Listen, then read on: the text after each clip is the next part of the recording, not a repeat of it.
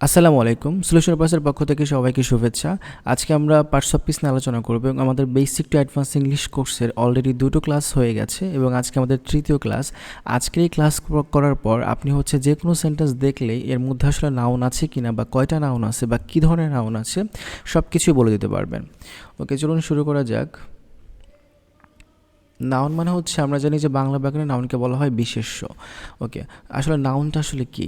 যে ওয়ার্ড দিয়ে মানুষ বা কোনো স্থান, বস্তু, ধারণা, অবস্থা বা কাজ বা গুণের নাম বোঝায় তাকেই নাউন বলা হয়।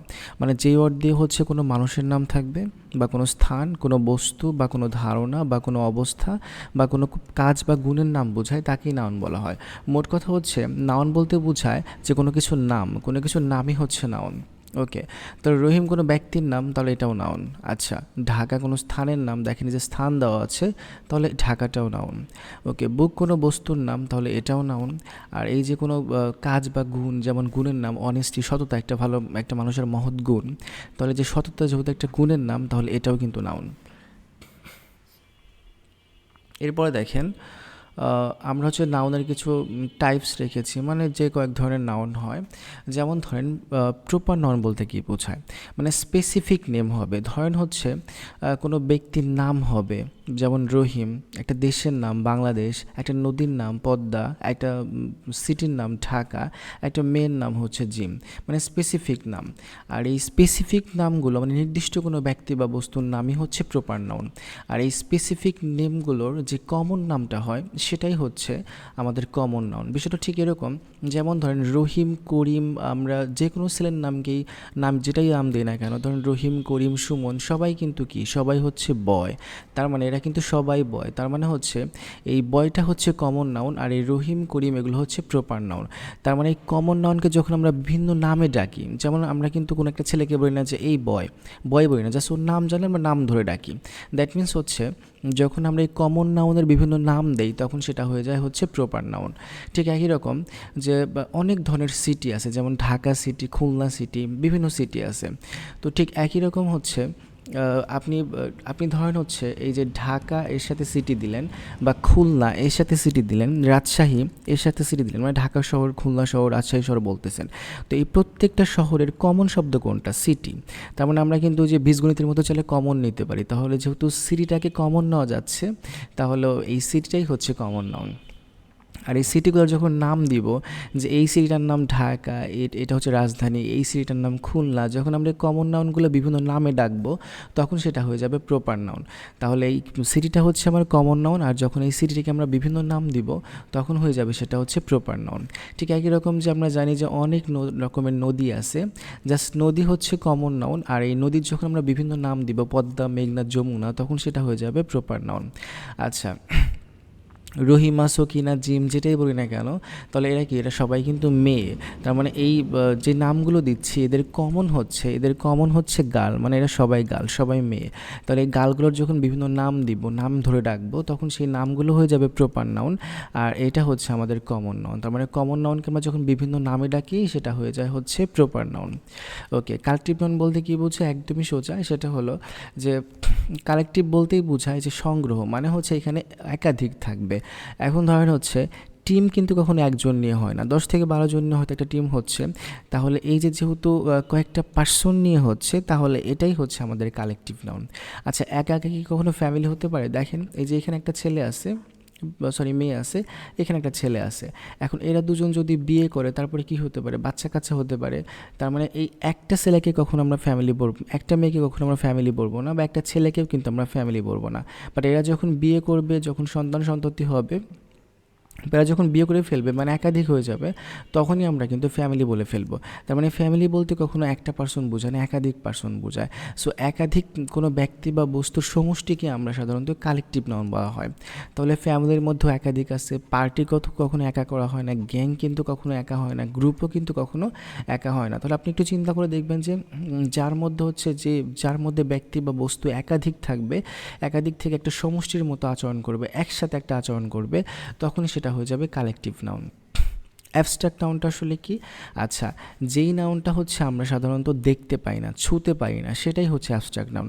যেমন দেখেন, আমরা কিন্তু এই ছেলেটাকে দেখতে পাচ্ছি, এই যে বয়, এই বয়টাকে, এই কমন নাউনটাকে আমরা দেখতে পাচ্ছি, এই গালটাকেও আমরা দেখতে পাচ্ছি, তাই না? আবার হচ্ছে ঢাকা শহরে গেলে ঢাকা সিটিটা কত বিশাল, এখানে কত ফ্লাইওভার আছে, মেট্রো রেল আছে, সব দেখতে পাচ্ছেন। তার মানে হচ্ছে এগুলো সবই কিন্তু দেখা যাচ্ছে, বাট যেই নাউনটা দেখা যায় না, ধরেন এই ছেলে আর মেয়ের মধ্যে ভালোবাসা আছে, আপনি কি ভালোবাসা নামক বস্তুটা বের করে দেখতে পারবেন যে এইটা আসলে ভালোবাসা? আপনি এর চোখ দেখতে পারবেন, নাক দেখতে পারবেন, কান দেখতে পারবেন, সব কিছু দেখতে পারবেন, কিন্তু এদের মধ্যে যে ভালোবাসাটা আছে সেটা আপনি জাস্ট দেখতে পারবেন না, কিন্তু হয়তো এদের আচার আচরণ অনুভব করতে পারবেন। তার মানে যেই জিনিস ছোঁয়া যাচ্ছে না, যেমন এদের মধ্যে সুখ আছে ধরেন, এর মধ্যে বীরত্ব আছে, হিরোইজম, এদের মধ্যে ফ্রেন্ডশিপ আছে মনে করেন, এর মধ্যে ভালো বন্ধুত্ব আছে, তো এই জিনিসগুলো হচ্ছে আপনি কখনো দেখতে পাবেন না। আচ্ছা, এগুলো আপনি জাস্ট অনুভব করতে পারবেন। তো যেই জিনিসগুলো চোখে দেখা যায় না সেগুলোই হচ্ছে আমাদের অ্যাবস্ট্রাক্ট নাউন। এরপরে দেখেন, আমরা হচ্ছে যেই জিনিসগুলো, মানে যেই পদার্থগুলো হচ্ছে আমরা সাধারণত পরিমাপ করি, মানে যেগুলো গুণী না, যেগুলো পরিমাপ করি, সেটা হচ্ছে আমরা ব্যালেন্স দিয়ে বিভিন্ন উপায়ে পরিমাপ করতে পারি। যেমন হচ্ছে ওয়াটার আমরা কি লিটার এককে পরিমাপ করি, ওকে, সল্ট আমরা হচ্ছে মেপে কেজি এককে পরিমাপ করি। তো বিষয়টা হলো, যেমন আপনাকে বলা হবে যে 1 কেজি পানি দেওয়া হলো এবং আপনাকে বলা হলো যে 1 কেজির মধ্যে পানি কয়টা আছে, এটা কি আপনি করবেন? কখনোই করবেন না। তার মানে আপনাকে হাফ কেজি একটা লবণের প্যাকেট দিয়ে বলা হলো এখানে কয়টা লবণের দানা আছে, আপনি একটু গুণে দেখেন তো। মোট কথা, যেটা গোনা যায় না এবং যেটা হচ্ছে আমরা পরিমাপ করি সেটাই হচ্ছে আমাদের ম্যাটেরিয়াল নাউন। যেটা আমরা পরিমাপ করি সেটাই হচ্ছে আমাদের ম্যাটেরিয়াল নাউন। আমাদের চা হচ্ছে আমরা কখনো গুনি না, দুধ কিন্তু আমরা কি গুনি না, কিন্তু আমরা লিটার এককে পরিমাপ করি। আচ্ছা, আমাকে রাইস দেওয়া হলো, বলা হলো 1 কেজি চাল দেওয়া হলো এবং গুনতে বলা হলো। তো সাধারণত হয়তো বা 1 কেজি চাল যদি কেউ ধৈর্য ধরে তাহলে সে গুনতে পারবে, কিন্তু আসলে কি আমরা রাইস গুনি না। তো যেই জিনিসটা আসলে গুনি না, গোনা যাবে হয়তো কিন্তু আমরা কখনোই গুনি না, তো সেটাই হচ্ছে আমাদের ম্যাটেরিয়াল নাউন। এবং যেগুলো আমরা পরিমাপ করি সেগুলো হচ্ছে আমাদের ম্যাটেরিয়াল নাউন, মানে গোনা যাবে না, বাট আমরা হচ্ছে পরিমাপ করি। ওকে, এরপরে দেখেন, আমরা হচ্ছে অলরেডি কয়েক ধরনের নাউন সম্পর্কে বুঝলাম। এবার নাউনের পজিশন, মানে সেন্টেন্সের মধ্যে আপনি কোনো মিনিং ছাড়া অল্প কিছু জিনিস জেনেই আপনি বলে দিতে পারবেন যে এইটা, জাস্ট পজিশনটা দেখে না, ঠিক শব্দটা কোন জায়গায় বসছে সেই জায়গাটা দেখে আর ছোটোখাটো দু একটা জিনিস বুঝে আপনি বলে দিতে পারবেন এটা কি আসলেই নাউন। আচ্ছা, আপনার মিনিং জানার কোনো প্রয়োজনই পড়বে না। ওকে, নাউন ঠিক কোথায় কোথায় বসে? নাউন বসে সাবজেক্ট পজিশনে, মানে সেন্টেন্সের শুরুতেই নাউন বসে, সেন্টেন্সের শুরুতেই নাউন বসে। ধরুন এই যে একটা sentence, Rahim is a student, এটা একটা সেন্টেন্স, তাহলে সেন্টেন্সের শুরুতে যে শব্দটা থাকবে সেটাই কিন্তু নাউন, তাহলে রহিমটা হচ্ছে নাউন। তাহলে সাবজেক্ট পজিশন আপনি কাউকে দেখলে প্রায় 100% ভেবে নেবেন বা 99% ভেবে নেবেন ব্যতিক্রম ছাড়া, সেটা হচ্ছে নাউন। তাহলে রহিমটা কিন্তু আমাদের নাউন। এখন রহিম কি কোনো ব্যক্তির নাম? তো ব্যক্তির নাম হলে কি নাউন বলা হয়? কিছুক্ষণ আগে আগে আমরা পড়েছি, প্রপার নাউন বলা হয়। ওকে, এবার হচ্ছে অবজেক্ট পজিশন। অবজেক্ট বলতে কি বোঝায়? অবজেক্ট বলতে হচ্ছে ভার্বের পরে। আচ্ছা, আমরা জানি যে প্রথমে সাবজেক্ট বসে, এরপরে কি ভার্ব, এরপরে হচ্ছে ভার্ব। তাহলে ভার্বের পরেই যে পজিশনটা থাকে সেটা সাধারণত অবজেক্ট হয়। তাহলে he is in the room, এই যে অবজেক্ট পজিশনের মধ্যে আছে, যে সে রুমের মধ্যে, এই অবজেক্ট পজিশনে কিন্তু সাধারণত নাউন, মিস্টেক। আচ্ছা, এই যে অবজেক্ট পজিশনটা দেখেন, এই যে ভার্বের পরে, মানে ভার্বের পরে হচ্ছে অবজেক্ট বসে, এই যে এটা হচ্ছে আমার ভার্ব, আর এই ভার্বের পরে কি বসে? অবজেক্ট বসে। তাহলে এই যে হচ্ছে আমার অবজেক্ট, আর অবজেক্ট পজিশনে কি থাকে? অবজেক্ট পজিশনে নাউন থাকে, মানে সাবজেক্ট পজিশনেও নাউন থাকে, অবজেক্ট পজিশনেও নাউন থাকে। তাহলে সাবজেক্ট পজিশনে নাউনের পরিবর্তে অনেক সময় প্রোনাউনও দেখা যায়। এই যে আমরা অলরেডি প্রোনাউন পেয়েছি, আই হচ্ছে প্রোনাউন, মানে সাবজেক্ট পজিশনে নাউন অথবা প্রোনাউন দেখা যায়। যেহেতু আমরা প্রোনাউন নিয়ে আলোচনা করছি না, তাই আমরা আসলে বলতেছি না। ওকে, তাহলে সাবজেক্ট ভার্ব, যেমন আই রিড, আমি পড়ি, সাবজেক্ট ভার্ব, এবং এরপরে কি আসলো? অবজেক্ট আসলো। আর এই ভার্বকে যদি আপনি কি দিয়ে প্রশ্ন করেন, যে উত্তরটা পাবেন সেটি অবজেক্ট। ভার্বকে আপনি যদি কী দিয়ে প্রশ্ন করেন বা কাকে দিয়ে প্রশ্ন করেন, এই জাস্ট দুইটা প্রশ্ন, আপনি ভার্বকে কী দিয়ে প্রশ্ন করবেন বা কাকে দিয়ে প্রশ্ন করলে যে উত্তরটা পাওয়া যাবে সেটাই অবজেক্ট। যেমন আই রিড এ বুক, আমি একটি বই পড়ি। কী পড়ি? আমি বই পড়ি। কী পড়ি? বই পড়ি। রিডকে প্রশ্ন করলাম, কী পড়ি? বই পড়ি। উত্তরটা আসলো এ বুক। তাহলে এই এ বুকটা হচ্ছে আমাদের নাউন। আরেকটা বিষয় হলো তাহলে সাবজেক্টের জায়গায় নাউন বসে, অবজেক্টের নাউন বসে, এটা আমরা বুঝলাম। এবার আফটার প্রিপজিশন, এখন যে বিষয়টা সেটা হলো আপনি প্রিপজিশন তো অবশ্যই চেনেন যে এই শব্দগুলো প্রিপজিশন, যেমন in, on, at, with, by, এগুলো হচ্ছে আমাদের প্রিপজিশন। এই প্রিপজিশন করার পরে আপনি যে ওয়ার্ডটা দেখবেন সেটা নাউন। তাহলে দেখেন তো এই যে হি ইজ ইন দ্য রুম, সেই রুমের মধ্যে, আচ্ছা আমরা এখানে ভার্ব অবজেক্ট বলেছিলাম, এটা আসলে প্রিপজিশনাল ফ্রেজ বা অ্যাডভার্বিয়াল ফ্রেজ, আমরা এই ফ্রেজ সম্পর্কে পরে জানবো। Okay, he is in the room, দেখেন এই যে হি হচ্ছে আমার সাবজেক্ট আর ইজ হচ্ছে আমার ভার্ব, সাবজেক্টের পরে ভার্ব বসে। ওকে, এই ভার্বকে আরেকটা কথা আমরা অলরেডি এটা জেনেছি যে ভার্বকে যদি কখন, কোথায়, কেন, কীভাবে দিয়ে প্রশ্ন করা হয়, যেমন ইজকে আমরা যদি বলি যে সে কি, সে কি, এই যে যেমন এই যে ভার্বকে প্রশ্ন করতেছি কি বা কাকে, হ্যাঁ এখানে কি বা কাকে দিয়ে প্রশ্ন করলে আমরা উত্তরটা পাচ্ছি না। তাহলে আমরা যদি ভার্বকে কখন, কোথায়, কেন, কীভাবে দিয়ে প্রশ্ন করি, কখন, কোথায়, কেন, কোথায় এবং কেন, কীভাবে দিয়ে যদি প্রশ্ন করি, তাহলে যে উত্তরটা পাওয়া যাবে সেটি হচ্ছে অ্যাডভার্ব, সেটি হচ্ছে কি অ্যাডভার্ব। তাহলে he is in the room, সে কোথায়, রুমের মধ্যে, সে কোথায়, রুমের মধ্যে। তাহলে আপনারা জাস্ট একটু লিখে নেবেন যে ভিডিও থেকেই, যে ভার্বকে যদি কখন, কোথায়, কেন, কীভাবে এই 4টি প্রশ্ন করা যায়, তাহলে যে ওয়ার্ডটা পাওয়া যায় সেটাকে বলা হয় অ্যাডভার্ব বা অ্যাডভার্বিয়াল, অ্যাডভার্ব বা অ্যাডভার্বিয়াল। যদি একটা শব্দ হয় তাহলে আপনি বলবেন অ্যাডভার্ব, আর যেহেতু একাধিক শব্দ আছে এখানে আপনি বলে দেবেন অ্যাডভার্বিয়াল বা অ্যাডভার্ব ফ্রেজ। ওকে, এখন একটা বিষয়, অ্যাডভার্বের মধ্যে যদি দেখেন যে কোনো প্রিপজিশন আছে, যেমন এই যে প্রিপজিশন, এরপরে যে ওয়ার্ডটা থাকবে, এই যে ইন হচ্ছে প্রিপজিশন, এরপরে যে ওয়ার্ডটা থাকবে সেই ওয়ার্ডটা কিন্তু নাউন, সেই ওয়ার্ডটা হচ্ছে নাউন। তাহলে রুমটা হচ্ছে আমাদের কি, রুমটা হচ্ছে আমাদের নাউন। ওকে, তাহলে আমরা বুঝলাম সাবজেক্টের জায়গায়, অবজেক্টের জায়গায় এবং প্রিপজিশনের জায়গায়। ওকে, আরেকটা বিষয় হচ্ছে পজেসিভের পরে হচ্ছে নাউন বসে। আচ্ছা, পজেসিভটা আসলে কি, যে ওয়ার্ড দিয়ে কোনো কিছুর মালিকানা বা সম্পর্ক বা অধিকার বোঝায় তাকে পজেসিভ বলা হয়। ওকে, তাহলে যে ওয়ার্ড দিয়ে হচ্ছে মালিকানা বোঝায় সেটাই হচ্ছে পজেসিভ বলা হয়। তাহলে এই যে my, his, her, your, its, our, their, এগুলো হচ্ছে আমাদের পজেসিভ।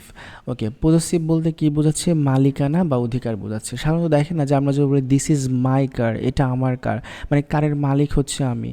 আচ্ছা, ওই পেনের মালিক হচ্ছে সে, মানে হিজ। ওকে, যেমন this is his pen, this is his pen, মানে হচ্ছে এটা তার কলম। তার মানে এই মাই, হিজ এইগুলো দ্বারা, দিস ইজ ইউর কার, এটা তোমার গাড়ি, বা দিস ইজ ইউর ফোন, এটা তোমার ফোন। তাহলে এই যে ইউরের পরে যখন আমরা ফোন দেই তখন এই ফোনটার মালিককে, ইউ মানে তুমি, তার ফোন। তার মানে আমরা হচ্ছে এই শব্দগুলোর পরে যে ওয়ার্ডটা থাকে সেটার মালিক হচ্ছে এরা। তার মানে এই শব্দগুলো আমরা যেখানে অধিকার বোঝাচ্ছে, মালিক বোঝাচ্ছে, সেইখানে আমরা বসাই। যেমন যদি আমরা বলি যে দিস ইজ মাই বুক, তাহলে বইটার মালিককে আমি, তাই তো, মাই মানে কি আমার। ওকে, দ্যাট ইজ দেয়ার হাউস, মানে হচ্ছে এই বাড়িটা হচ্ছে তাদের, আমাদের না, এই বাড়িটা হচ্ছে তাদের, মানে এই বাড়ির মালিককে তারা, আর এই বইয়ের মালিককে আমরা। তার মানে যেই শব্দগুলো দ্বারা মালিকানা বোঝায় সেগুলো পসেসিভ। আর এই পসেসিভ ওয়ার্ড যদি আপনি চিনতে পারেন, দেখো আমরা অলরেডি লিখে দিয়েছি, এই পসেসিভের পরে যে শব্দটা থাকবে সেটা হচ্ছে নাউন, পসেসিভের পরে যে শব্দটা থাকবে সেটা হচ্ছে নাউন। তাহলে আমার বুক নাউন, হচ্ছে হাউস নাউন। ওকে, এখন ধরেন আপনি এখানে এমন শব্দ আছে যেটা আপনি আসলে মিনিংই জানেন না, বাট আপনি পসেসিভ চেনেন, তাহলে পসেসিভের পর যখন একটা ওয়ার্ড দেখবেন তখন সেটা চোখ বন্ধ করে কি বলে দেবেন, নাউন বলে দেবেন। ওকে, আরেকটা বিষয়, এগুলো তো আপনি পসেসিভ চিনলেন। এখন ধরেন নাম, যেমন এখানে মাই বোঝাচ্ছে, তাদের বোঝাচ্ছে, বাট এইখানে লেখা আছে দিস ইজ রহিমস ব্যাগ, এটা হচ্ছে রহিমের ব্যাগ, মানে তার বা তাদের সব কোনো কিছু শব্দ নয়, শব্দ আছে কি, এটা রহিমের ব্যাগ। ওকে, আরেকটাভাবে পসেসিভ বানানো যায়, মানে যেই মালিক, এই ব্যাগের মালিককে রহিম, যে মালিক তার যদি নাম থাকে তাহলে ওই নামের সাথে যদি অ্যাপোস্ট্রফি দিয়ে এস দেওয়া থাকে তাহলে সেটাও পসেসিভ। এই অ্যাপোস্ট্রফি এস দ্বারাও মালিক বোঝায়, মানে রহিমস ব্যাগ মানে রহিমের ব্যাগ, এই অ্যাপোস্ট্রফি এস দ্বারা এর বোঝায়, মানে কার ব্যাগ, রহিমের ব্যাগ। তাহলে নাউনের সাথে অ্যাপোস্ট্রফি দিয়ে এস হলে সেটাও পসেসিভ, আবার এই শব্দগুলো সরাসরি থাকলে, সরাসরি পসেসিভ থাকলে সেটাও পসেসিভ। সো নাউনের সাথে অ্যাপোস্ট্রফি এস দিয়ে পসেসিভ হোক আর সরাসরি এই শব্দগুলো দিয়ে হোক, এই সকল সব পসেসিভের পরেই হচ্ছে যে ওয়ার্ডটা থাকবে সেটা কিন্তু নাউন। ওকে, আরেকটা বিষয় আমরা শিখাই দিই, সেটা হচ্ছে কমপ্লিমেন্ট পজিশন। ওকে, কমপ্লিমেন্ট আসলে কি, বি ভার্বের পরে কমপ্লিমেন্ট বসে, বি ভার্বের পরে কমপ্লিমেন্ট বসে। সো আমাদের এই বি ভার্বগুলো সাধারণত দেখা যায় এবং এরপরেই হচ্ছে কমপ্লিমেন্ট বসে। সো এগুলো তো আমরা অবশ্যই জানি, তাই না, তারপরও লিখে দিচ্ছি এম, ইজ, আর, এটা হচ্ছে, এইগুলো হচ্ছে বি ভার্ব, ওয়াজ, ওয়ার, এগুলো হচ্ছে বি ভার্ব, এগুলো হচ্ছে প্রেজেন্ট টেন্সে ব্যবহৃত হয়, আর এগুলো হচ্ছে কি পাস্ট টেন্সে ব্যবহৃত হয়। অ্যাম ইজ আর হচ্ছে প্রেজেন্ট টেন্সে ব্যবহৃত হয়, আর ওয়াজ ওয়ার হচ্ছে পাস্ট টেন্সে ব্যবহৃত হয়। আরও বোনাস কিছু শিখিয়ে দেই, সেটা হলো এই অ্যাম ইজ হচ্ছে আমাদের সিঙ্গুলার, আর হচ্ছে আমাদের প্লুরাল। অ্যাম ইজ হচ্ছে সিঙ্গুলার, আর হচ্ছে প্লুরাল। এই ওয়াজ হচ্ছে সিঙ্গুলার, আর ওয়ার হচ্ছে প্লুরাল। ওকে, আমরা একটু দেখলাম যে বি ভার্বের পরে যে শব্দটা থাকবে, বি ভার্বের পরে যে শব্দটা থাকবে সেটাকে কি বলা হবে? কমপ্লিমেন্ট বলা হবে। আর কমপ্লিমেন্টের জায়গায় যে বসে আছে সেই কিন্তু noun. Okay, he is a teacher. দেখেন, হি হচ্ছে বাক্যের শুরুতে কে বসে? সাবজেক্ট। সাবজেক্টের জায়গায় নাউন থাকে অথবা প্রোনাউন থাকে। ওকে, এখানে একটু প্রোনাউন আছে, হি, আমি, তুমি, সে, তারা, এগুলো হচ্ছে প্রোনাউন। আর হির পরিবর্তে যদি কোনো নাম থাকতো, ধরুন সুমন ইজ এ টিচার, তাহলে যেখানে যদি হির পরিবর্তে সুমন থাকতো তাহলে সুমন কিন্তু নাউন, এবং এই নাউনটা কি? কোনো ব্যক্তির নাম হচ্ছে প্রপার নাউন। ওকে, তাহলে দেখেন, তাহলে সাবজেক্টের জায়গায় কিন্তু নাউন অথবা প্রোনাউন বসে। ওকে, তাহলে সুমন ইজ এ টিচার বা হি ইজ এ টিচার, তাহলে সাবজেক্টের পরে কি? ভার্ব। সাবজেক্টের পরে কি বসে? ভার্ব বসে। এখন এই ভার্বটা কি ভার্ব আছে? বি ভার্ব আছে। এই যে ইজ, বি ভার্ব আছে। তাহলে সাবজেক্টের পর যদি বি ভার্ব থাকে তাহলে এরপরে যে ওয়ার্ডটা হবে সেটা হচ্ছে কমপ্লিমেন্ট। আর একটা বিষয়, সেটা হচ্ছে এটা সত্যিই কমপ্লিমেন্ট কিনা চেক করবেন কিভাবে? এই সাবজেক্ট যে, আর পরের ওয়ার্ডটাও যদি সেই ব্যক্তি বা বস্তুই হয়, সাবজেক্ট যেই ব্যক্তি বা বস্তু, পরের ওয়ার্ডটা যদি সেই ব্যক্তি বা বস্তুই হয় বা তারই পরিচিতি দেয়, সাবজেক্টেরই পরিচিতি দেয়, তাহলে আপনি বুঝবেন এটা 100% কমপ্লিমেন্ট। এবং আরেকটা জিনিস খেয়াল করবেন যে বি ভার্ব আছে কি না। তাহলে হি ইজ এ টিচার। এখন দেখেন, এই টিচারটাকে হি, আর হিটাকে টিচার। তার মানে হি যে কথা, টিচারও একই কথা। তাহলে এই সাবজেক্ট আর এই বি ভার্বের পরবর্তী ওয়ার্ডটা যেহেতু সেম, তাহলে এই বি ভার্বের পরে সেম ওয়ার্ড থাকলে সেটাকে বলা হয় কমপ্লিমেন্ট। তাহলে আমাদের এই টিচার হচ্ছে কমপ্লিমেন্ট, আর কমপ্লিমেন্ট হচ্ছে নাউন। তাহলে এই টিচার হচ্ছে নাউন, এই টিচার কি? নাউন। এই টিচারটা হচ্ছে কি? Noun. I M A medical assistant, আমি হচ্ছে একজন চিকিৎসা সহকারী। তাহলে খেয়াল করে দেখেন যে এই আই হচ্ছে কি? আমি। ওকে, আই তো মেডিকেল অ্যাসিস্ট্যান্ট, তাই না? আই হচ্ছে চিকিৎসা সহকারী। তাহলে আই যেহেতু মেডিকেল অ্যাসিস্ট্যান্ট, মানে আই যে কথা, মেডিকেল অ্যাসিস্ট্যান্টের কথা। Medical assistant K? I.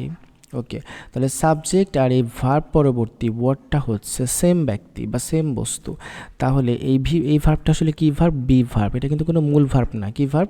Be verb. যদি এখানে মূল ভার্ব হিসেবে কাজ করছে, সেটা হচ্ছে কি? Be verb. তাহলে বি ভার্বের পরে যে ওয়ার্ডটা থাকবে, সেটা হচ্ছে কি? সেটা হচ্ছে আমাদের কমপ্লিমেন্ট। তাহলে মেডিকেল অ্যাসিস্ট্যান্টটা হচ্ছে আমাদের কমপ্লিমেন্ট, আর কমপ্লিমেন্টের জায়গায় যে বসে সে হচ্ছে নাউন। এখন কমপ্লিমেন্টে যদি আপনি একাধিক ওয়ার্ড দেখেন, শেষের ওয়ার্ডটাকে নাউন ধরবেন। এই শেষের ওয়ার্ডটা হচ্ছে নাউন। ওকে, এরপরে দেখেন, যেমন এই যে দুইটা ওয়ার্ড দেখলাম কমপ্লিমেন্টের জায়গায়, এ টিচার, আমরা টিচারটাকে নাউন ধরবো না, শেষের ওয়ার্ডটাকে নাউন ধরবো। আর তার আগে যেটা কি? আর্টিকেল, এটা কি? আর্টিকেল। ওকে, এরপরে দেখেন, নাউনের অ্যাপোজিশন হিসাবে, নাউনের অ্যাপোজিশন হিসাবে, যেমন ধরেন হচ্ছে অ্যাপোজিশন হলো নাউন সম্পর্কে তথ্য বা পরিচিতি। মানে নাউনের অ্যাপোজিশন হিসাবে, ধরুন আপনি যদি অ্যাপোজিশন বের করতে পারেন, কোনো সেন্টেন্সের মধ্যে আপনি বের করেন এটা হচ্ছে অ্যাপোজিশন, তাহলে আপনি বলে দিবেন এই অ্যাপোজিশনটাই হচ্ছে নাউন। মানে অ্যাপোজিশন যে কথা, নাউনও একই কথা। এখন আপনি কি অ্যাপোজিশন চেনেন তো না। তাহলে দেখেন, একটু জেনে নিই আমরা অ্যাপোজিশন বলতে কী বোঝায়। অ্যাপোজিশন হলো নাউন সম্পর্কে তথ্য দিচ্ছে বা পরিচিতি দিচ্ছে, নাউন সম্পর্কে এক্সট্রা তথ্য বা পরিচিতি। যেমন ধরেন, সেন্টেন্সটা ছিল এরকম, মাই ব্রাদার ইজ এ গুড বয়। আমার ভাই একজন ভালো ছেলে। সেন্টেন্সটা কিন্তু এইটুকুই ছিল, মাই brother is a good boy. My brother হচ্ছে আমার সাবজেক্ট, ইজ হচ্ছে ভার্ব, আর এটা হচ্ছে বাকি অংশ। ওকে, আর ভাইটাই তো গুড বয়, তাই না? ভাইটাই তো গুড বয়, তাই তো? তাহলে এটা কি? বি ভার্ব, তাহলে এটা কিন্তু কমপ্লিমেন্ট। এই গুড বয় হচ্ছে কি? কমপ্লিমেন্ট। কারণ এই গুড বয়টা কি? আমার ভাই। ওকে, তাহলে সাবজেক্ট পেলাম, ভার্ব পেলাম, কমপ্লিমেন্ট পেলাম। তাহলে কমপ্লিমেন্টের মধ্যে লাস্ট ওয়ার্ডটা 1 2 3, লাস্ট ওয়ার্ডটা কী বলেছি? কমপ্লিমেন্টের মধ্যে যদি একাধিক ওয়ার্ড থাকে তাহলে লাস্ট ওয়ার্ডটা কি? নাউন। লাস্ট ওয়ার্ডটা হচ্ছে নাউন। আর একটা ওয়ার্ড থাকলে তো একটা অবশ্যই নাউন হবে। একটা ওয়ার্ড থাকলেও নাউন হবে, এবং একাধিক ওয়ার্ড থাকলে লাস্ট ওয়ার্ডটা কী হবে? নাউন হবে। ওকে, তাহলে দেখেন, তাহলে my brother is a good বয়, তাহলে বয়টা কি? বয়টা হচ্ছে নাউন। আর বয়ের তো অনেক নাম দেওয়া যায়, তাহলে বয় হচ্ছে কমন নাউন। আর বয়ের বিভিন্ন নাম দিলে সেই নামটা হয়ে যাবে কি? Proper noun. ওকে, এখন my brother is a good boy, এটা ছিল সেন্টেন্স, বাট সে একটু কী করলো যে আমার ভাই তো ভালো ছেলে, ভাইয়ের নামটা একটু জাহির করে ফেললো। মানে ভাইটার পরিচিতি, এই নাউনটার পরিচিতি, এই ব্রাদার মানে ভাইটাকে, এই নাউনটার যখন পরিচিতি দিবে, আর সেই পরিচিতি শব্দটা বা নাউন সম্পর্কে এক্সট্রা তথ্য যে নাউনটার নাম দিতেছে। আচ্ছা, নাউন সম্পর্কে যখন পরিচয় করে দিবে তখন সেটা যদি কমার মধ্যে আবদ্ধ থাকে, এরকম কমা দেওয়া থাকে, মানে নাউনের পাশেই নাউনের পরিচিতি দিবে এমন শব্দ যখন কমা দিয়ে আবদ্ধ থাকবে তখন সেই শব্দটাকে বলা হবে অ্যাপোজিশন। তাহলে এটা হচ্ছে আমাদের অ্যাপোজিশন। তাহলে my brother Hridoy is a good boy, মানে বলতেছে আমার ভাই হচ্ছে আমার ভাই একটা ভালো ছেলে এবং ওর নাম হচ্ছে হৃদয়। তাহলে হৃদয়টা হচ্ছে আমাদের অ্যাপোজিশন। তাহলে অ্যাপোজিশন সাধারণত নাউন হিসাবে বসে। তাহলে এই অ্যাপোজিশনটা কি? নাউন। যে আপনি অ্যাপোজিশন চিনতে পারতেছেন, দ্যাট মিনস এটা হচ্ছে নাউন। আর এই নাউনটাকে বলা হবে হচ্ছে দেখুন তো এটা নাউনটা আসলে কি? হৃদয় তো কোনো ব্যক্তির নাম, তার মানে ব্যক্তির নাম হলে কি প্রপার নাউন। আর হৃদয় তো একটা বয়, তাহলে বয়টা হচ্ছে কি? Common noun. কমন নাউনের নাম দেওয়া যায়, বয়ের নাম দিলাম, বয়ের নাম কি দিলাম? হৃদয়। তাহলে কমন নাউনের নাম দিলে যেটা হয় সেটাকে বলা হয় কি? Proper noun. অলরেডি এর আগে বুঝেছি। ওকে, এরপরে আমরা, এই যে আমরা আজকে যারা ক্লাস করতেছি অনেকেই আমার এইচএসসি স্টুডেন্টরা ক্লাস করতেছে, এই যে আমরা অপেক্ষা করতেছি, আর ওয়েটিং ফর দ্য এক্সামিনেশন, আমরা পরীক্ষার জন্য অপেক্ষা করতেছি, তাই তো? তাহলে we are waiting for the examination, আমরা পরীক্ষার জন্য অপেক্ষা করতেছি। তাহলে আমরা কারা? আমাদের সম্পর্কে পরিচিতি দিচ্ছে, কমা দিয়ে আবদ্ধ করা আছে। আমরা হচ্ছে এইচএসসি পরীক্ষার্থী, এইচএসসি এক্সামিনিস। আমরা কি এইচএসসি পরীক্ষার্থী? যেহেতু আমরা এইচএসসি পরীক্ষার্থী, আমাদের সম্পর্কে বিবরণ দিচ্ছে, তাহলে আমরা যে এই পরীক্ষার্থী শব্দটাই হচ্ছে নাউন। এটা তাহলে অ্যাপোজিশন। এটা কি? অ্যাপোজিশন। এই যে আমরা উই আর সাবজেক্ট ভার্ব এটা দিয়ে সেন্টেন্স শুরু ছিল যে we are waiting for the examination. তাহলে সাবজেক্ট ভার্বের মাঝখানের অংশে যেই বিষয়টা থাকবে সেটা হচ্ছে অ্যাপোজিশন। সাবজেক্ট এবং মানে পুরো সেন্টেন্সের মধ্যে স্ট্রিক্ট সাবজেক্টের পরেই কমা দিয়ে বসে এই সাবজেক্ট সম্পর্কে যে অতিরিক্ত তথ্য দিবে সেটাই অ্যাপোজিশন। আর অ্যাপোজিশনটাই হচ্ছে নাউন। এই অ্যাপোজিশনটা হচ্ছে কি? নাউন। ওকে, আমরা পরবর্তী সেন্টেন্সে আসি, সেটা হলো সাবজেক্ট অ্যান্ড অবজেক্টের অবস্থানে যখন জেরান বসে। তাহলে জেরানটা কি? মানে সাবজেক্ট অ্যান্ড অবজেক্টের অবস্থানে যখন জেরান বসে, আর জেরানটাই হচ্ছে নাউন। এই জেরানটাই হচ্ছে কি? নাউন। আপনি জাস্ট জেরান চিনতে পারলেন, তার মানে আপনি বলে দিতে পারবেন যেটা হচ্ছে নাউন। এখন বিষয়টা হলো আমাদেরকে তো বুঝতে হবে জেরানটা আসলে কি। জেরান বলতে বোঝায় ভার্ব প্লাস আইএনজি। জেরান বলতে কি বোঝায়? Verb plus I N G. তাহলে জেরান বলতে বোঝায় হচ্ছে ভার্ব প্লাস আইএনজি। আপনি যদি কোথাও ভার্ব প্লাস আইএনজি দেখেন, আপনি সরাসরি বলে দিবেন এটা হচ্ছে জেরান্ট। আর সেটা কিন্তু অবশ্যই সাবজেক্টের জায়গা কিংবা অবজেক্টের জায়গায় বসতে হবে, সাবজেক্ট কিংবা অবজেক্টের জায়গায় বসতে হবে। আর এই আরেকটা বিষয় আমরা জেনে রাখি, এই ভার্ব প্লাস আইএনজিকে বলা হয় non finite verb. Verb plus I N G কি বলা হয়? Non finite verb. অলরেডি আমরা এর আগে জেনেছি। ওকে, তাহলে সাবজেক্ট আপনারা জানি সাবজেক্ট কোথায় বসে? শুরুতে বসে। আর অবজেক্ট কোথায় বসে? ভার্বের পরে বসে। তাহলে সাবজেক্ট এবং অবজেক্টের অবস্থানে যদি ভার্ব প্লাস আইএনজি থাকে, মানে জেরান থাকে, তাহলে আমরা সেটাকেও কী বলে দিব? সেটাকেও বলবো হচ্ছে নাউন। ওকে, দেখি তাহলে দেখেন, এই যে সেন্টেন্সের শুরুতে কে বসে? সাবজেক্ট। আমরা প্রথমে আলোচনা করেছি। তাহলে সেন্টেন্সের শুরুতে কে বসে? সাবজেক্ট। তাহলে swimming is a good exercise. Swimming একটা ভালো ব্যায়াম, তাই না? ওকে, তাহলে এই সুইমিং সাবজেক্টের জায়গায় যে ওয়ার্ডটা বসছে এটা হচ্ছে সাবজেক্ট। এরপরে কি? ভার্ব। এই যে ইজ হচ্ছে ভার্ব। তাহলে সাবজেক্টের জায়গায় যে ওয়ার্ডটা বসছে সেটা কি? Verb plus noun. সুইম মানে কি? সাঁতার কাটা, এটা একটা ভার্ব। আর ভার্বের সাথে কি আছে? আইএনজি আছে। তাহলে ভার্ব প্লাস আইএনজি যখন সাবজেক্টের জায়গায় বসবে তখন সেটাকে কি বলা হবে? জেরান বলা হবে। আর জেরানকে কি বলা হয়? নাউন। তাহলে সুইমিংটা হচ্ছে নাউন। সুইমিংটা কি? Noun. Okay, he is fond of fishing. আমরা মনে হয় দ্বিতীয় রুলসে পড়েছিলাম যে প্রিপজিশনের পরে নাউন বসে, তৃতীয় রুলসে পড়েছিলাম। প্রথমে আমরা পড়েছি সাবজেক্টের জায়গায় নাউন বসে, অবজেক্টের জায়গায় নাউন বসে, এরপরে প্রিপজিশনের পরে নাউন বসে। তাহলে অফটা কি? অফটা তো প্রিপজিশন। আমাদের টুকটাক প্রিপজিশন সম্পর্কে অন্তত চিনে নিতে হবে। আর কোন শব্দগুলো প্রিপজিশন আমরা যদি না জানি, তোমরা বিভিন্ন বই থেকে একটু দেখে নিব যে ইন, অ্যাট, বাই, উইথ, এগুলো হচ্ছে আমাদের preposition. Okay, he is fond of fishing, মানে সে মাছ ধরতে পছন্দ করে। তো এই অফটা হচ্ছে আমার প্রিপজিশন। আর প্রিপজিশনের পরে যে ওয়ার্ডটা থাকবে সেটা হচ্ছে নাউন। ওকে, এটা তাহলে ফিশিংটা তো নাউন, তাই না? তাহলে একটু আরেকটা বিষয় ক্লিয়ার হই যে ফিশিংটা আসলে নাউন কিনা। ওকে, আসলে ফিশিংটা হচ্ছে, ফিশ মানে কিন্তু মাছ, নাউন। আবার ফিশ মানে মাছ ধরা। এখন বিষয়টা হলো যে এই ভার্বের সাথে, ফিশ ভার্বের সাথে কি আছে? আইএনজি আছে। তাহলে ভার্বের সাথে যখন আইএনজি থাকবে তখন সেই শব্দটাকে কী বলা হয়? জেরান বলা হয়।